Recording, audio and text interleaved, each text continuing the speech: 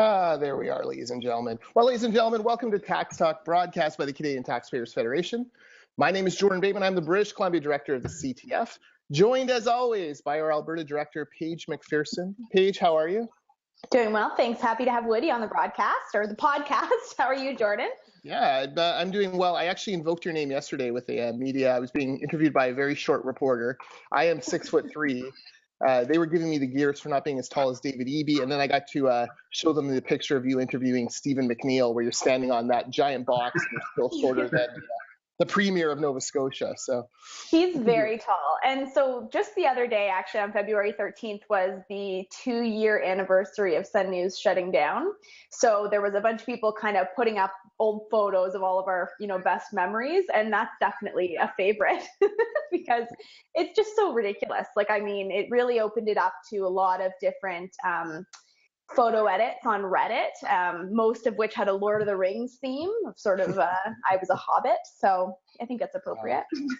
Look up, Paige, look way, way up. Yeah. And our guest today is our federal director, Aaron Wudrick, based in our Ottawa office. He's here. He's going to help us break down what's going on with taxes in Ottawa, what the Trudeau government is up to, and all the various controversies of the day. How you doing, Aaron? I'm doing well. I don't know if we have enough time to cover the whole waterfront, Jordan. There's just a few things going on in Ottawa, as people might know. Yeah, well, it's not Washington, so I think we can still handle the drink from the fire hydrant that is Canadian politics. Well, ladies and gentlemen, you're watching this live on Facebook Live, or you're listening to this later as a podcast on iTunes. Either way, thank you for joining us today. If you are watching this on Facebook Live, feel free to leave us a comment or a question in the comments. We'll be getting to those soon. Just so you're aware, there's like a 10-second delay or so for the three of us. So we are a little bit ahead in the future. So it means we don't see your comments until a few moments after you post them, but we'll do our best to handle that time jump. So our main segment today, as we talked about, will be about some of the stuff going on in Ottawa, Trudeau mania starting to evaporate, and we may even touch on the Trudeau trip to Washington, just because, it's impossible to talk about politics anywhere in the world without invoking the dreaded two words, President Trump. But the Canadian Taxpayers Federation, we're a nonprofit, nonpartisan advocacy organization. We're dedicated to three things: lower taxes, less waste, and more government accountability. That drives all of our communications, research, and advocacy work we do. We now have 117,000 supporters across the country, 33,000 or so of whom cut us a check every year, donate to our cause. Go to taxpayer.com to join the CTF, become a supporter. You can also see what Paige, myself, Aaron, and the rest of the team are working on. And you can tweet us at Jordan Bateman, at Paige McP, or at, is it A. Wudrick or is it Aaron Wudrick? A. Wudrick. At A. Wudrick. Aaron is the most prolific tweeter of the three of us, so he will keep you entertained, and whatever you do, don't look at his replies, because sometimes they get there's a little bit of viciousness out there on Twitter. I know that's breaking news, that social media can be a bit of a swamp, so to speak. You can also email me at bc.director@taxpayer.com. And then, like I said, this is available in the iTunes store as a free podcast. We're actually number 19 in the government and organizations section right now. You can help us out if you want by leaving us a positive rating. All right, so our What's New section, and Paige, what's new with you? So my What's New is a bit of a BC What's New, and I know that you're going to want to talk about it. So there's this really interesting study that came out from the Fraser Institute about carbon tax in BC, and about how the carbon tax is not as revenue neutral as they had advertised it as being. So the carbon tax in BC is sort of held up as this very, gold standard of carbon taxes because it's so revenue neutral, and it came alongside tax cuts and tax credits to offset the sting of the carbon tax. And, we know that even if that were true, even if the carbon tax offsetting tax credits and cuts actually matched the amount that the carbon tax was burdening taxpayers as a whole, the effects are disproportionate. So rural people, people who have larger families, they're all hit harder than other taxpayers in the province. But what the Fraser Institute is saying, which is really interesting because I hadn't heard anything like this yet, is that actually BC government, in these tax cuts and tax credits, as the carbon tax started to, take up more and more revenue from taxpayers, they started to report in their budget that some of the tax credits that were offsetting for the carbon tax had actually been around long before the carbon tax itself. So some of them had been around since, I think, the early 1990s, some of these tax credits. I know that the BC film tax credit is one that you like to highlight, Jordan. I don't know how long that one had been around, but tax credits of that nature, that they were already in existence, but they were starting to report them, the BC government, as offsetting tax credits for the carbon tax. So when you do that math and take out those old tax credits, which were not newly brought in with the carbon tax, it turns out that the carbon tax was a net drain on taxpayers in the province. So that's really fascinating evidence, and I do think it debunks some of the glorious claims about how wonderful the BC carbon tax is that a lot of academics like to make. Yeah, surprise, surprise. A government caught playing accounting games when it comes to tax credits. Yeah. Let's give some context here on this. So the carbon tax brings in about $1.2 billion a year, mostly paid for by people at the gas pump, 6.7 cents per liter. And gas taxes are actually carbon taxes, along with, you pay it on your natural gas bill. Of course, companies pay it on all of their greenhouse gas emitting inputs, things like that. 1.2 billion. And at the beginning, we're not big on, we don't like the carbon tax.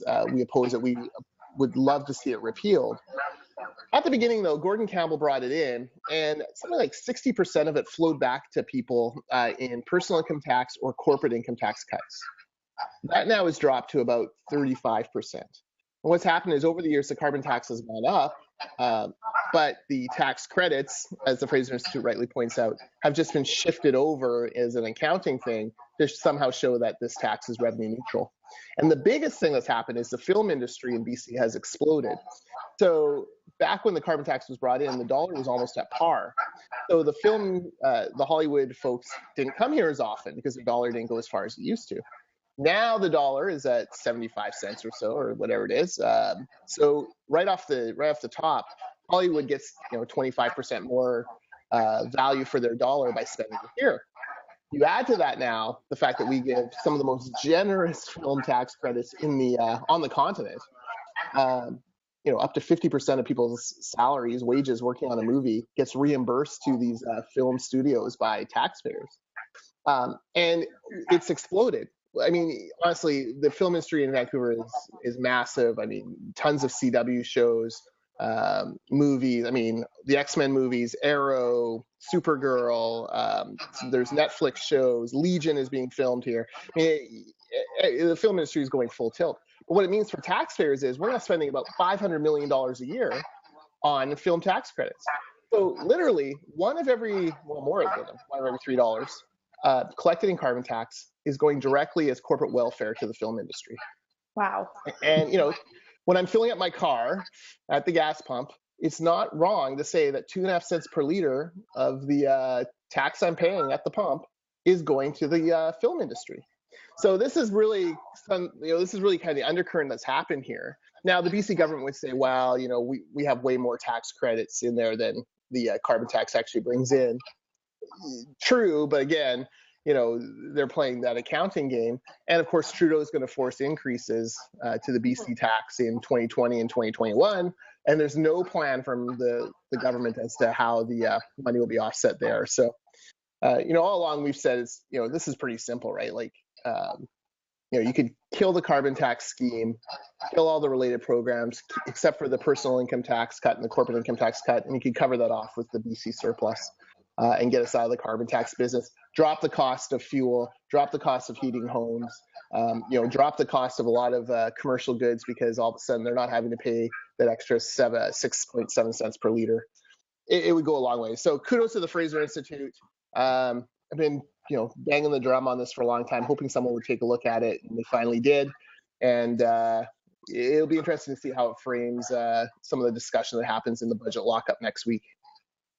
I have a bit of a technical note. I'm hearing a bit of an echo. Is everybody on mute on their Facebook? I just want to make sure. It might just be on my end, but anyway, I'll just put that out there just for everybody to check. But not our listeners, just Yeah. Jordan and Aaron. So this is really interesting. I haven't heard much of a response really from let's say the chatter class about this. Now, what about the government? I mean, is this kind of incriminating for the BC government? I mean, I know that, accounting tricks are very standard. Governments play them all the time. But, I mean, have they responded to this? It seems like it really pokes a hole in their kind of gold standard carbon tax. Yeah, Mike DeYoung, the finance minister, yesterday got a little testy with the media for asking him. He pointed out that, look, the tax credits are something like 1.8 billion now, as far as revenue neutral. So it's, we're losing $600 million on the carbon tax deal is his claim for the Treasury. But still, they're very sensitive. Look, the Liberals have not actually cut taxes in British Columbia since the HST era in 2009. And this is a big political issue for them, especially now that they've, over the past 4 years, had a cumulative $5 billion in budget surplus. So there's a lot of pressure on them to cut taxes. The Premier says something's coming in budget next week. We don't know what that is. But there's a little bit of sensitivity. By the way, I think the echo might be from Aaron. I think maybe, Aaron, if you have earbuds around or anything like that you want to plug into your computer, that might help. But otherwise, we'll just kind of roll with it. Wow, tax cuts. Wouldn't that be wonderful? I wonder if in the Alberta budget we'll see tax cuts. I'm not thinking that we will. But I mean, I guess the flip side of this is that you don't want then governments to say, or the BC government to say, okay, great, we'll just introduce some more corporate welfare boutique tax credits to try and offset this. I mean, as you said, the meaningful tax cuts that were really positive when the carbon tax was introduced in BC was the cuts to the business tax and to the income tax, that actually benefited, a broad swath of British Columbians. And they seem to have just moved away from that towards these silly boutique tax credits. And I don't know. I mean, that's unfortunate because it's, when you look at a lot of the people as well, when people talk about how BC carbon tax is like this gold standard, they talk about how there wasn't as much economic slowdown, I guess, as people might have expected with the carbon tax. And then there, after a while, after the recession, there was some modest growth. But I mean, because business taxes and income taxes were cut at the same time, which is quite stimulating for business and for families who want to, spend more money. So, so there was that, they're sort of confounding impacts together. Yeah, absolutely. Nothing's as simple as the carbon tax proponents want to make it. I am heartened in recent weeks to see some of the deep analysis that's coming out. No more of this garbage from the Eco-Fiscal Commission, which is neither a commission nor cares about our fiscal framework. I guess they are eco, so they're 1/3 correct. None of this vested interest garbage from those guys anymore. It's really starting to turn on the Jack Mintzes of the world, the Terry Corcorans of the world. They're really digging into some of the myths around this. And look, for British Columbia, I mean, we take by we I mean the government. The government takes great pride in saying, hey, we were the first jurisdiction in the world to bring in a carbon tax. The way the rest of the world's going, we might be the last jurisdiction in the world to have a carbon tax.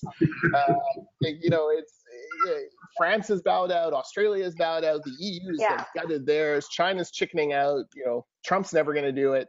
Like, what the heck is going on here? All we're doing is slowing our own economic competitiveness. So, I think it's really interesting because so far from being the gold standard, I think really what BC has done here now is set a cautionary tale. Is you've got a situation where you had a government that said it's going to be revenue neutral, we're going to be different, we're not going to be like the other jurisdictions. And maybe that was their intent at the outset, but it just goes to show you that over time, even attempts to make it revenue neutral cannot stand up to politicians who are desperate to spend money. Politicians are always going to find new ways to spend money, and they're going to be really reluctant to give all that money back to Canadians. So I think Canadians are right to be skeptical. Even if you have politicians who in good faith say, I want to make it revenue neutral, who's going to come after them? And what's going to happen a few years later? They're always going to find ways to try and keep their hands on some of that money. Mm-hmm. Absolutely. Yeah. My what's new is the BC budget comes down on Tuesday, so I'll be locked up in Victoria with the media hordes and the different stakeholders. Three things I'm looking for this year. I'm actually pretty hopeful on. BC has had a balanced budget. This will be the 5th consecutive balanced operating budget. However, capital debt has continued to increase in that time, so it's really a balanced budget with an asterisk. I'm hopeful that this time they have such a massive surplus and they're starting to take such a beating when it comes to debt. I'm hopeful that this time, going into the election, that Finance Minister Mike DeYoung actually announces that debt won't grow. I'm really hoping that we can stop the debt clock. bcdebtclock.ca, by the way, if you want to see what the BC debt is at right now. So that's the one piece. The second piece is the Premier in the throne speech last week promised significant tax relief. There's no hints what that might be. Some people are floating the idea that PST, the provincial sales tax, might be cut by a point. That would be about $900 million of tax relief. There's still the medical services premium tax. That would be our preferred tax that they cut. That brings in about $2.5 billion to government, although you can whittle that down because of some inefficiencies in how it's collected and the fact that government is a huge payer of MSP on behalf of its zillions of employees.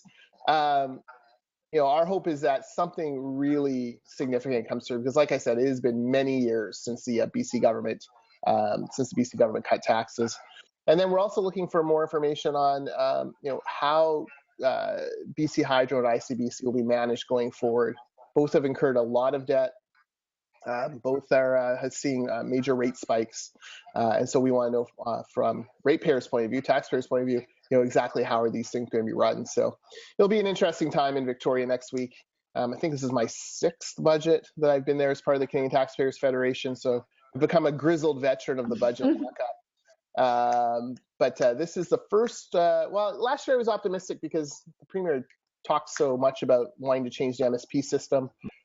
They then laid a complete egg on that file, going for gimmick rather than actual substantial change. I'm hoping that she learned her lesson from that because she took a real beating in the press and with the public on MSP. So it could be a good day for taxpayers on Tuesday, but we'll have to wait and see. All right, well, before we maybe switch over to what's new, there's one, I just want to get to one of our questions or comments asking about the level of CO2 emissions that have increased in BC since the carbon tax has been introduced. So Jordan, I know that we had talked about that at another time. Do you remember offhand, there was an increase, I think, after the recession?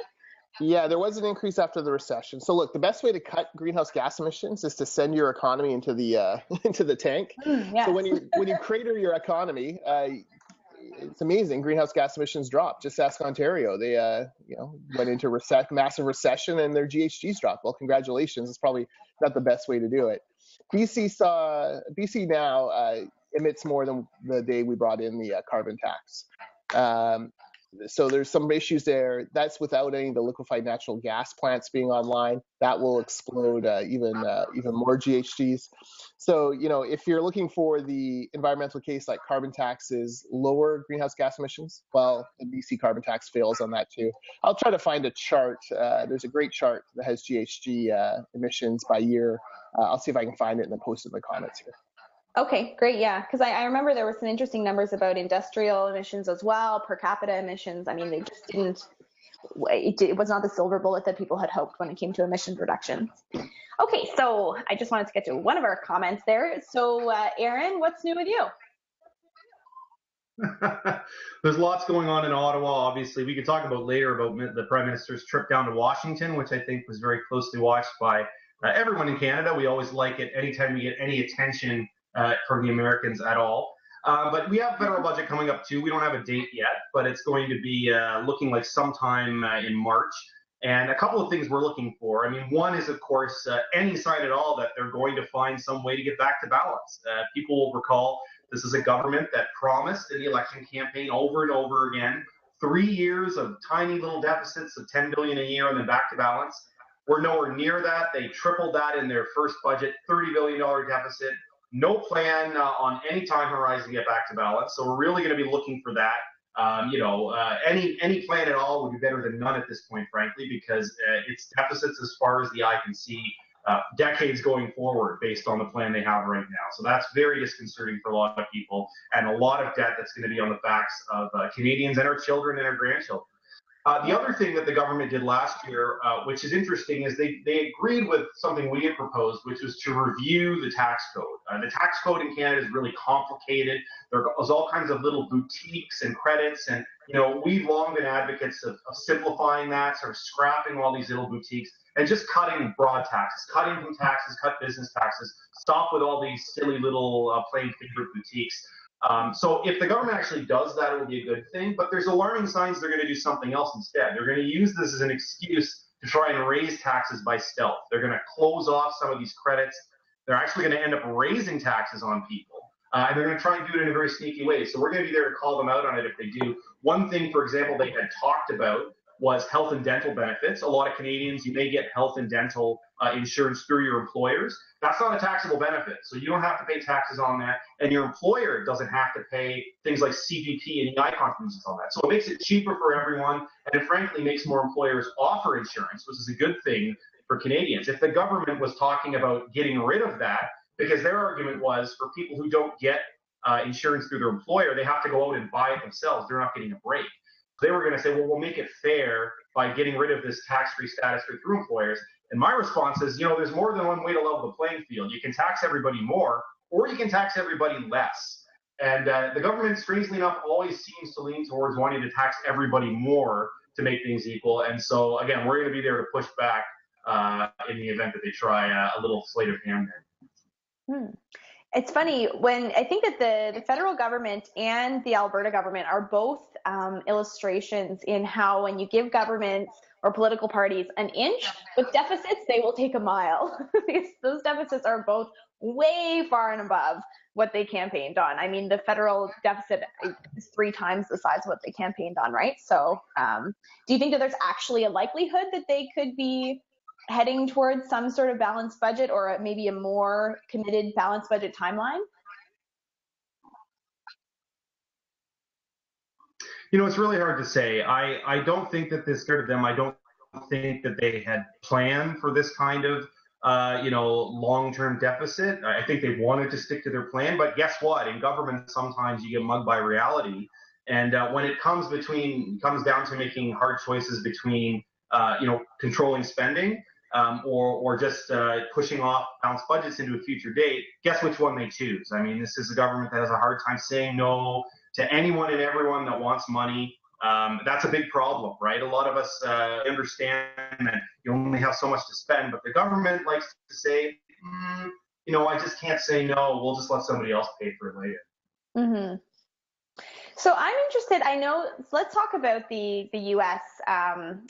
Visit, but before we get into that, I'm really interested in the conservative leadership race and sort of what's going on there. Like, is there any sort of, for people who are fiscally responsible and, want to see tax relief, want to see a movement away from debt, are there any sort of shining lights that you can share with us, Wudrick, that people should keep their eye on?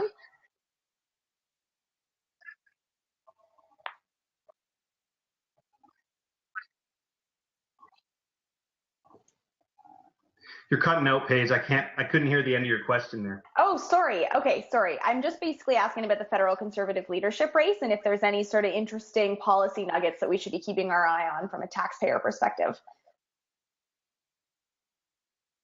Oh, yeah, absolutely there is, actually. I mean, you've got different candidates that I think the Taxpayers Federation, of course, we're nonpartisan, and we don't hesitate to criticize the Conservative Party like any party if they do things we don't like. But a number of the candidates have taken some positions on things that we do like. You take Maxime Bernier and Andrew Scheer, for example, candidates that have taken a pretty strong position against corporate welfare, which we don't like. 10 of the 14 candidates have signed the Generation Screwed pledge to balance budgets within 2 years and to not run any future deficits. So, and also to legislate a debt repayment plan. So that's encouraging that 10 out of 14 signed up for that. Andrew Scheer just rolled out a very interesting private school tax credit proposal, which I think a lot of CTF types might enjoy. And other candidates have adopted some of our fiscal policies. A lot of people, Kelly Leach gets a lot of attention for some of her other immigration policies, but she's actually adopted a lot of the fiscal framework that the CTF has put forward. So we're encouraged by that. So as always, we're happy to have candidates from any party steal our policies, and we always encourage all the CPC candidates, anytime I interact with them, to take a look at some of CTF's own proposals. Mm-hmm.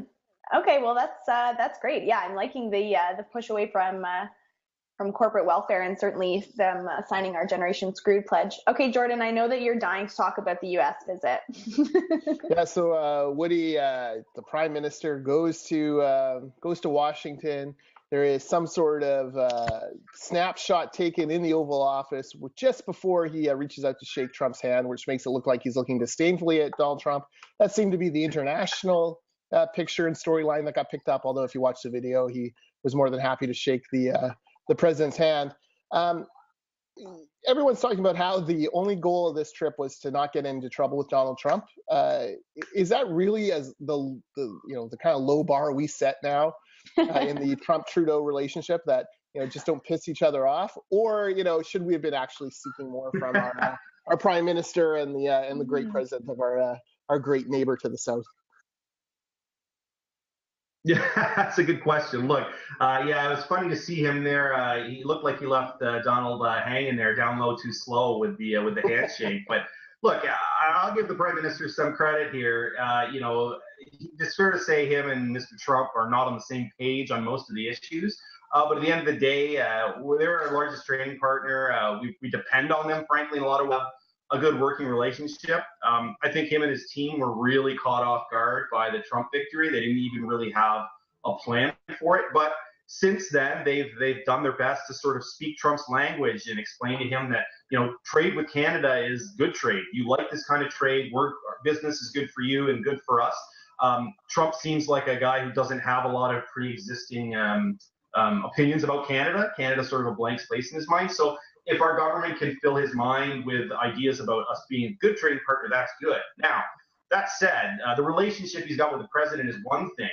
What Canada does about the policies that Trump enacts is going to be a different question. And Trump has talked a lot about, for example, cutting taxes dramatically. He's talked about obviously not introducing carbon tax, cutting corporate taxes, cutting income taxes. If he does that, and Canada is moving in the opposite direction, introducing carbon taxes, bringing in new taxes on the wealthy, that is going to have a huge impact on our tax competitiveness. And, it's one thing for Justin Trudeau to be able to deal amicably with Donald Trump, but if he doesn't actually have policy responses, if he's not actually willing to change his policies to make us competitive with the Americans where it counts on things like taxes, fat lot of good it's going to be that he gets along well with President Trump if it really ends up hurting our economy. Great point. This will all shift too in a few days. The new Trump Tower Hotel in Vancouver is about to open. I can guarantee you there'll be some sort of crazy protest by people, Canadians ticked off with Donald Trump. And of course, that will no doubt come across the Oval Office's desk that Canadians are publicly demonstrating against the president. So it's going to be a long few years here for those two. I don't think Trump gives us a moment of thought to Justin Trudeau or Canada, except when it's right in front of his face. But it's going to be a long few years for the Trudeau Liberals as they try to toe that line. I should note, softwood lumber, the accord that was in place, the deal that was in place between Canada and America for almost a decade, is now expired. That is a big concern here in British Columbia. That is a significant economic driver in our forestry industry. And the BC government, I think maybe just a little bit uncomfortable with how slow things are going there, and not sure if the Trudeau government really understands how important this is to BC. The BC government brought on David Emerson as our official BC trade envoy with the softwood file. Of course, he was the federal cabinet minister who managed to get the deal back in 2006. So I sense, again, a little bit of disconnect between the BC government and the Trudeau Liberals as far as that issue goes. Mm-hmm. Interesting. Yeah, I don't know. I mean, I think that I have big concerns as well, Aaron, as you mentioned, about competitiveness, and if they're moving towards, lower taxes and less regulation, which it looks like they are. That's a concern for Canada when we're heading in the right direction or the wrong direction on those files, and frankly for the provinces individually as well. I mean, here in Alberta, the specific concern is, our energy industry, that companies can up and move to the US in many cases. And if we're moving towards increased regulations and increased taxes, then that's a big concern. But there's a lot of people, I think, who have concerns about trade deals. Do you think that there's reason for Canada to be concerned over this? Do you think that we're not the main concern, so we're going to fare okay? Like, where do you see that going? Yeah, I mean, and the obvious trade deal there that is of concern, Paige, is NAFTA, of course, which has been, in my view, very good for Canada. I think most Canadians agree that it's on balance been good for Canada, and to lose that could be serious. Now, again, I think Donald Trump made clear, in his press conference with Mr. Trudeau that Canada is not the main target when he talks about, tweaking trade deals.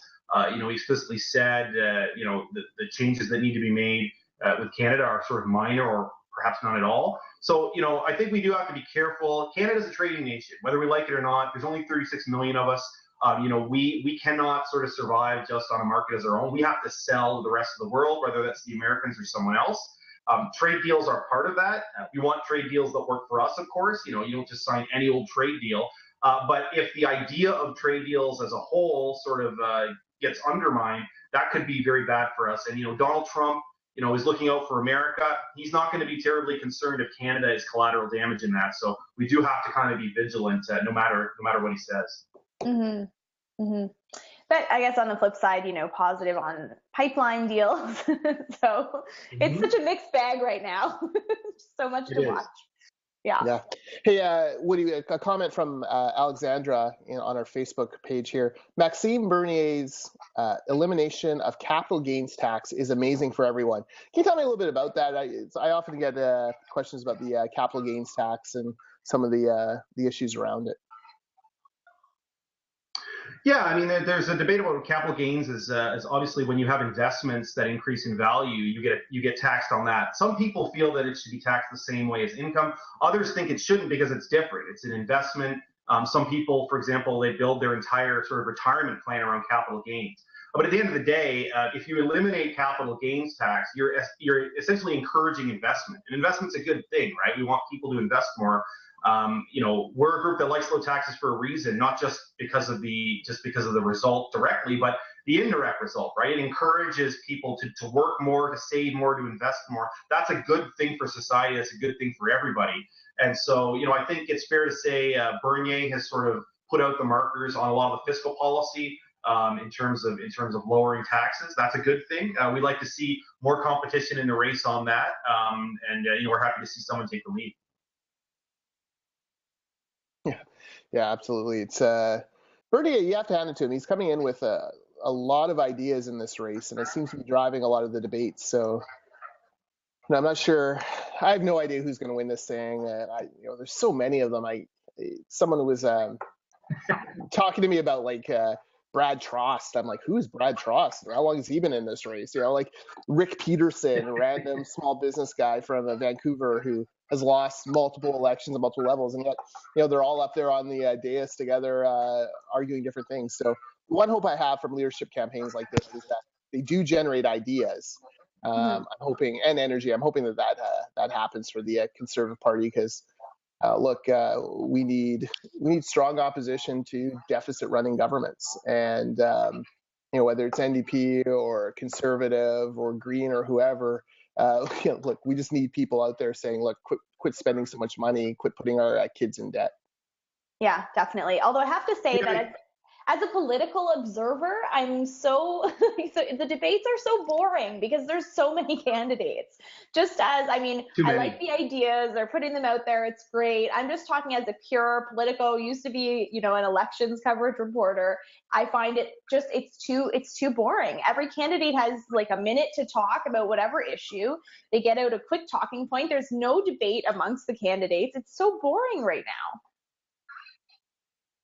Yeah, that's the unfortunate thing. I mean, they have the opposite problem that the NDP has. I understand that Peter Julian's finally thrown his hat in the ring there, so they have at least one candidate, whereas the Tories have so many that they actually can't have a real debate. I mean, there is such a thing as being spoiled for choice in terms of having a crowded field. If you have 4 or 5 candidates, they can debate, they can hash out the ideas, flush them out. But when you have 14, and you only have sort of 40 seconds. I mean, us talking on this tax talk, we have more time to just debate their ideas than the candidates themselves. So that says a lot in terms of just how crowded it is.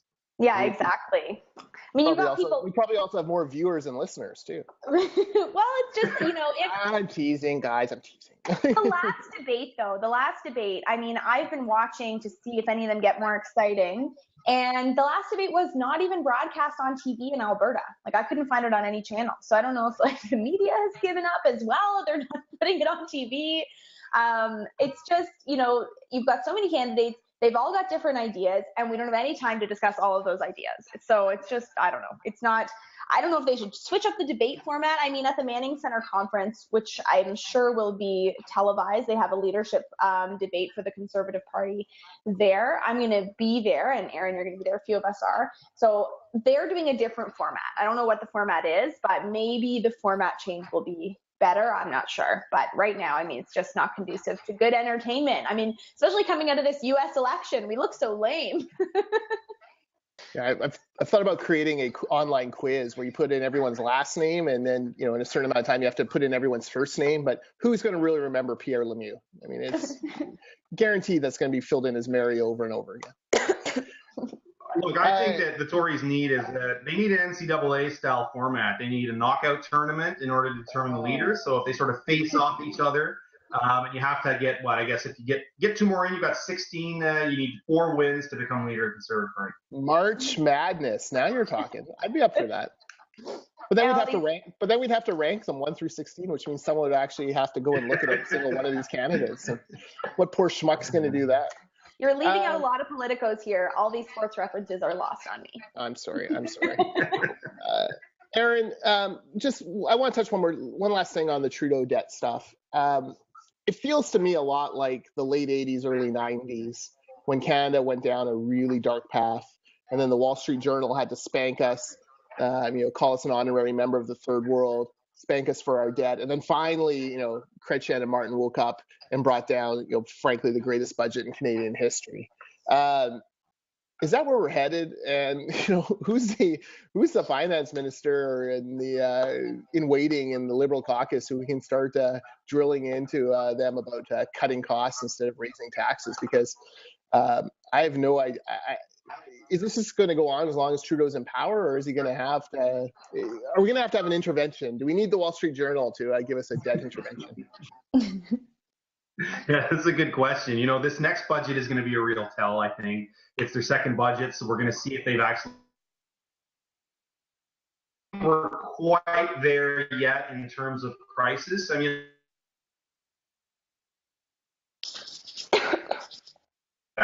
we're not quite there today, and that's the justification a lot of people use is, we're fine relative to other countries. It's no big deal. Well, guess what? At one point, Greece was fine too, and it crept up on them. And that's the danger, is if you don't nip this stuff in the bud early on, you end up with a real painful transition, which is exactly what we had under Chrétien and Martin. I mean, Martin deserves so much credit for getting things under control, but it was painful. I mean, they had to cut back a lot, and a lot of people had to swallow a lot all at once. So it's a lot easier if you get things under control early, smooth it out so people can adjust over time. And look, I think these things go in cycles. We're going to hit a wall again. It's just a question of when. And the only hope is that we have a prime minister and a finance minister, whether it's these ones or their successors, who grasp that problem and do something about it early enough. Yep. As the governor said on The Walking Dead, there's always a bill to be paid, Aaron. You got to pay the bill, and it's either today or tomorrow. And unfortunately, these guys are kicking the can down the road. So, Aaron, as always, thanks so much for all the work you do for us in Ottawa. I do not envy your job keeping track of this massive. It's hard for those of us out here in BC and Alberta and across the country to really understand how huge the federal government is. How you can't swing a cat in downtown Ottawa without hitting 5 government employees.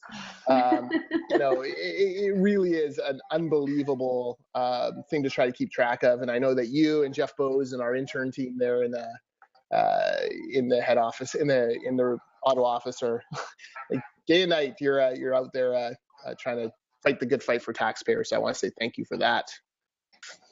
Yeah, definitely. You're welcome. That swing a cat reference was also great. I'll just say that was a Todd McKay Prairie Director level reference. Excellent. There. It was quite Excellent. good. I wanted to grab. Oh, sorry. I used a sports reference, a Walking Dead reference, and a Todd McKay reference, and Paige has signed off on Todd McKay's reference. I only understood one of those references. Paige. All right, I have a waste of the week, and it's actually a video. I'm going to post a link in the comments. But I went and saw the famous Victoria musical Stairwell last week. I was in town to film Voice of BC. I thought, now is the time. I'm going to go take a look at this wonderful public art project. $10,000 spent in Victoria. And guys, it's a parkade on Bastion Street in Victoria. If you go to the very top, the 8th floor, you can barely see the harbor. But, you know, the harbor's a pretty nice view. And then as you work your way down, not on the front side, on the roadside where all the shops are and whatnot, you actually come down on the back side, overlooking a dark, dank alley. The dumpsters, the alley. But as you come down, if you put your hand on certain handrails, lights will flash and music will play. It makes no sense at all. I don't know why these guys feel like Victoria feels like they want people in a stairwell overlooking a dark, dank alley. Why they spent $10,000 on this nonsense. But it's one of those classic waste stories that we often talk about here at the CTF. And so I posted a quick 2-minute video. I'll throw the link in the comments. And you can see it for yourself. I love the video. One of our favorite wastes of the week. It's just, what were they thinking? Yeah. Well, that's it for this. Oh, go ahead, Paige, sorry. I was just going to say it's a great video, and it's funny how, when you go to the different levels of the stairwells, it really doesn't work that well depending on where you are. But I don't know. I would encourage people to watch the video. It's quite funny. Well, it's also like a public health hazard, right? Like you're touching this dirty handrail in this, dark, dank parquet, and you're running your hand back and forth, trying to make something happen. It's just bizarre to me. I don't know what they were thinking, but that's really Victoria City Council in a nutshell. Taking a page from the Calgary Nahi Nenshi public art waste of money. Yep. Well, that, by the way, was our obligatory Jordan mentioning Nahi Nenshi reference here on the podcast. Well, that's it for this episode of Tax Talk from the Canadian Taxpayers Federation. Be sure to follow Paige on Twitter at Paige McPhee. Follow Aaron at A Wudrick, or follow me at Jordan Bateman.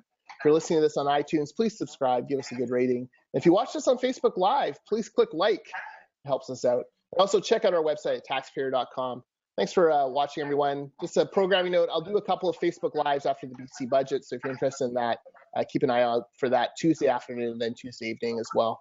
And I'll break down why the budget was important to you as a BC taxpayer, if you are unfortunate enough to be a BC taxpayer. All right, well, thanks again, everyone, and take care.